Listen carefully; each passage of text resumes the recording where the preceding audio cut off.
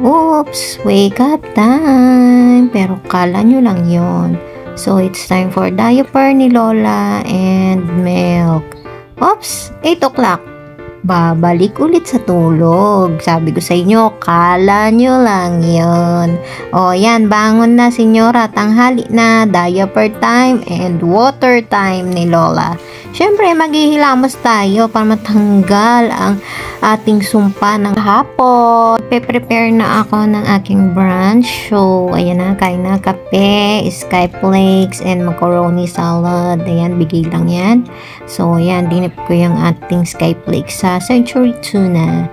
So, of course, 12 o'clock na, diaper time na naman ni Lola. And, of course, milk time. And then, ayan, maglinis-linis na tayo sa kusina. And then, magwalis-walis tayo. Every other day ang lampaso.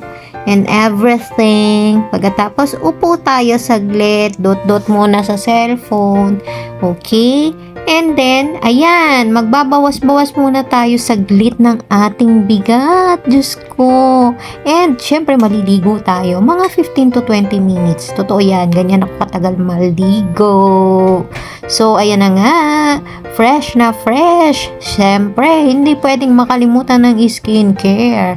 After that, punta tayo sa 7-Eleven saglit, kukuha ng parcel or kung may trip ka mambilhin. Ayan na, 2 o'clock na, diaper ulit si Lola and then water.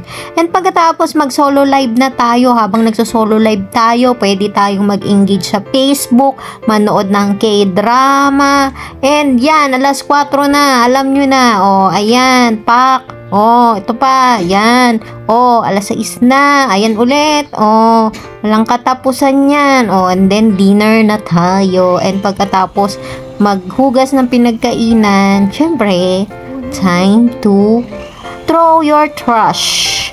Okay? And ayan na, alas 8 na. Oras na naman. Oh, hindi mawawala yan sa routine. And ituloy natin ang ating solo live. Habang nagso-solo live, ayan, nag-engage na sa Facebook yan. And alas 10 na, uupo na sa PL habang nagpapalit ng diaper, nagpapainom ng tubig, nagtutoothbrush, naghihilamos, and everything. Oh, diba? Huwag kakalimutan ng ating skincare, diba?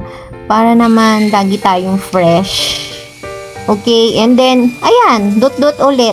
Facebook, oh, 12 o'clock na, oh, palit ulit tayo. Oh, hanggang sa alas 2 na, palit ulit. And finally, papatayin ko na ang ilaw. Ang tanong, matutulog ka na ba? Yun lang.